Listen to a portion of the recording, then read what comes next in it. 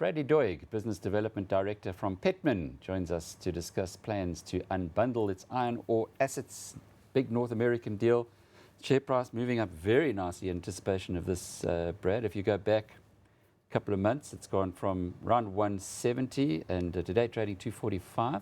Yep. Just unpack this for us. There's an organization called the North Atlantic Iron Corporation, of which Petmin owns about a third. Yeah.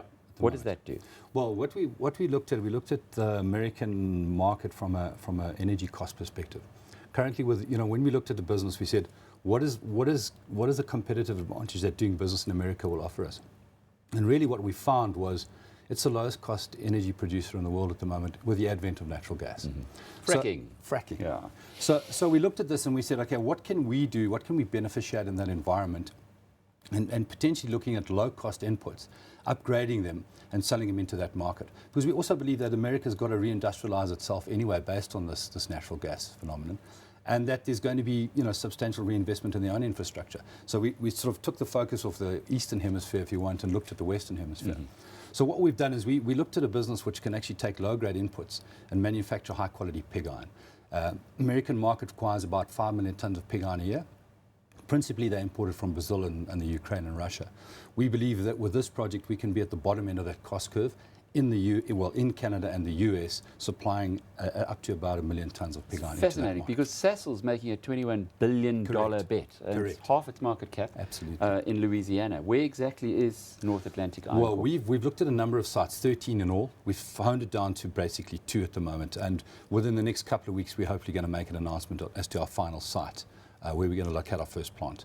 And that's all been predicated on a massive exercise around logistics and the movement of materials. And in addition, which is quite a phenomenon for us, coming from where we are, is how much government support is available for projects of this nature, where you're creating jobs, you're looking at, and especially in the areas, the old Rust Belt of the US, where they have gone through some tough times. It's interesting you say that, because Sasol's getting a 10-year tax holiday from the state of Louisiana, plus $2 billion in tax incentives. What kind of incentives? Obviously, it's a different scale, your project. Yeah. What kind of incentives are likely? Well, we've looked, currently on offer are a lot of tax incentives, a lot of tax holidays, up to 10 years. Funnily enough, they also offer government guarantee on your funding for your CapEx. So they'll write a guarantee for 25-30% of your capital requirements. They'll even take an equity position in a project. Just depends who you're talking to. Fascinating.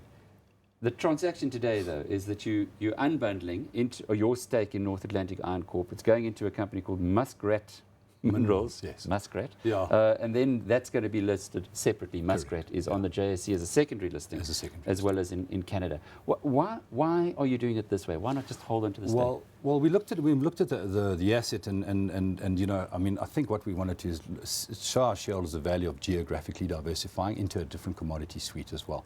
So we've looked at this. Muskrat effectively are shareholders and our partner there. So it's effectively a consolidation of everybody's shareholding in the North Atlantic Iron Corporation.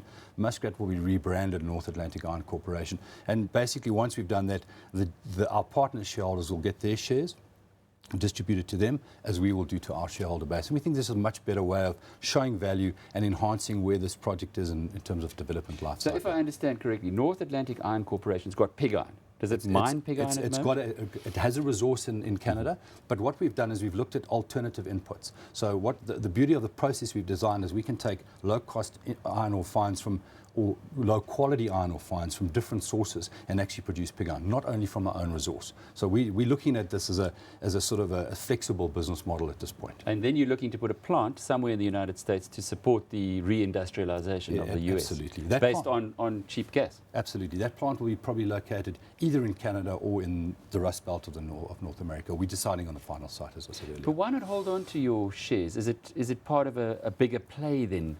That you'd like to unbundle to shareholders? Yeah. We'd like to see, for us it's about Petmin's a small company, and I think we have a reasonable track record of trying to create value for our shareholders. We've bought and sold a couple of operations, we've turned them around. We think this is a great way to show we've got to a point. We're going to spend $25 million of shareholders' funds on this. We'd like our shareholders to see that there is value being created. And then this business must stand on its own 2 feet. I think once the BFS is completed, we think we've got a very good project here. easily fundable with assistance of the local governments that we've been talking to.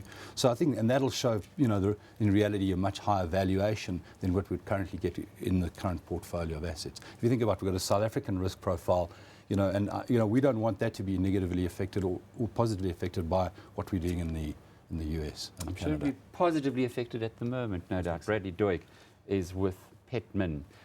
He's the business development director there. Well.